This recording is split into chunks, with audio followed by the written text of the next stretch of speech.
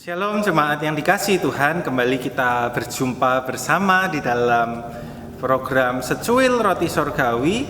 Dan di sini kita mau bersama-sama belajar sedikit firman Tuhan, merenungkan sedikit firman Tuhan.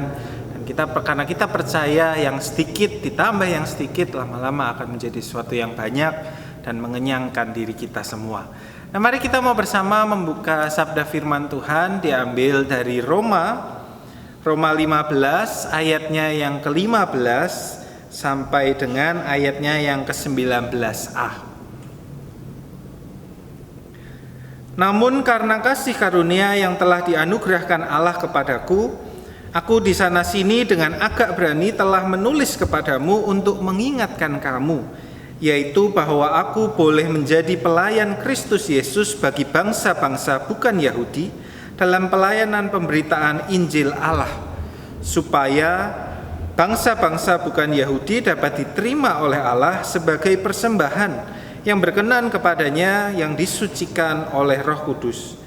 Jadi dalam Kristus aku boleh bermegah tentang pelayananku bagi Allah, sebab aku tidak akan berani berkata-kata tentang sesuatu yang lain kecuali tentang apa yang telah dikerjakan Kristus olehku, yaitu untuk memimpin bangsa-bangsa lain kepada ketaatan oleh perkataan dan perbuatan, oleh kuasa tanda-tanda dan mujizat-mujizat, dan oleh kuasa Roh.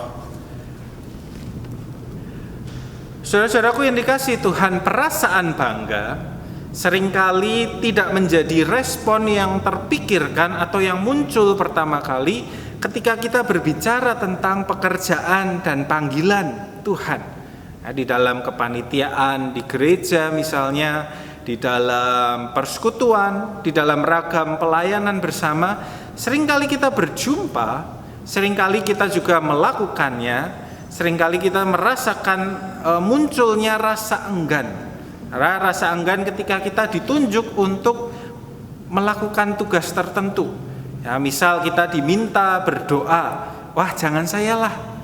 Ya, kita ditunjuk jadi koordinator atau panitia dekorasi atau panitia konsumsi dan lain sebagainya. Kita berkata, aduh saya nggak sanggup lah, yang lain saja. Nah, kita diminta, ayo singer yuk jadi pemimpin nyanyi. Wah enggak lah, saya nggak pede. Nah, saudara-saudara, perasaan-perasaan demikian, keengganan itulah yang seringkali pertama-tama muncul. Nah, tetapi menarik kalau kita mau melihat apa yang terjadi dalam diri Paulus. Ya, Paulus di dalam hatinya yang muncul bukanlah sebuah perasaan enggan. Paulus di dalam hatinya yang pertama-tama muncul adalah perasaan bangga. Ya, perasaan bangga karena dia dipilih Tuhan menjadi seorang pemberita Injil. Ya, di ayat yang ke-17 dia berkata, aku boleh bermegah. Ya, kalau kita meneruskan bacaan di ayat 20 dikatakan juga, aku menganggap sebagai kehormatan. Nah, saudara-saudara, Paulus merasa bangga karena dia punya kesempatan dipanggil Tuhan untuk melayani. Nah, kenapa bisa demikian? Ya, kenapa bisa demikian adalah karena Paulus melihat bahwa pelayanannya yang dilakukan ini, pelayanan yang diberikan Tuhan kepadanya, itu adalah sebuah kehormatan. Sebuah kehormatan dan kebanggaan besar karena dia menyadari itu semua adalah anugerah Allah.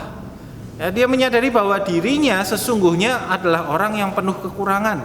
Dirinya adalah orang yang punya banyak kesalahan di masa lalu.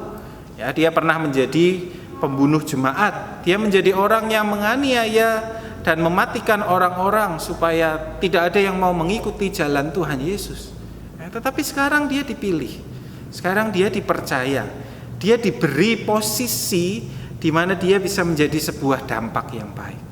Nah, Paulus merasa itu semua adalah sebuah anugerah Tuhan, sebuah kasih yang dinyatakan Tuhan. Loh, aku kok bisa dipilih, aku kok bisa dipercaya. Nah, saudara-saudara, itulah sebuah anugerah dari Tuhan. Nah, dan kesadaran Paulus akan anugerah itu, itulah yang membuat Paulus menjadi bangga kalau dia boleh diberi kesempatan melayani. Ya, padahal kalau kita perhatikan pelayanan Paulus itu berat. Ya, kalau kita membandingkan Paulus sendiri membandingkan dirinya misal dengan orang lain.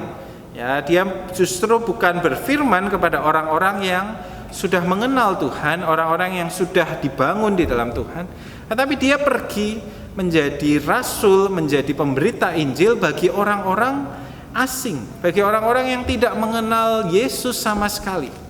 Ya, dia memulai sesuatu yang lebih berat. Orang-orang yang punya budaya yang asing, orang-orang yang punya kepercayaan yang berbeda, disitulah Paulus kemudian hadir.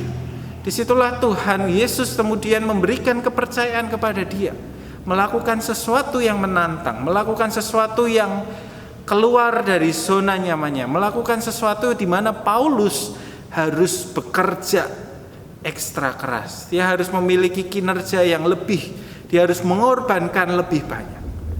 Tetapi di atas semuanya itu Paulus tetap merasa, aku bangga. Aku bangga aku dipercaya Tuhan. Aku bangga aku diberi kesempatan oleh Tuhan. Aku bersyukur aku diberi potensi oleh Tuhan untuk melakukan sesuatu. Nah, saudara-saudara, Kristus memilih Paulus menjadi saluran karyanya. Nah, memilih Paulus menjadi saluran pada posisi yang krusial, pada sesuatu yang penting, pada sesuatu yang menantang. Nah, kita pun juga sering dipercaya oleh Tuhan. Kita pun juga dipanggil Tuhan untuk melakukan karyanya. Ketika kita ditunjuk berdoa, bernyanyi di dalam ibadah, menjadi pengurus, ataupun dalam tugas panggilan Tuhan di dalam kehidupan sehari-hari kita, itu pun sebuah posisi yang penting. Itu pun sebuah tantangan yang diberikan Tuhan bagi setiap kita. Adakah kita mau merasa bangga? Adakah kita mau merasa bersyukur ketika kita juga dipercaya oleh Tuhan? Kadang itu berarti kita juga harus keluar dari zona nyaman kita. Kadang itu artinya kita harus menghadapi dan mengatasi ketidakmampuan dan ketidakmauan kita.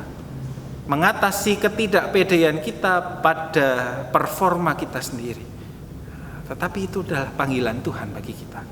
Maukah kita berproses? Maukah kita merasa berbangga hati dan mengerjakan dengan sepenuh hati apa yang Tuhan mau percayakan bagi diri kita? Kiranya itu menolong kita dalam perenungan menjalani hari kita. Tuhan memberkati kita.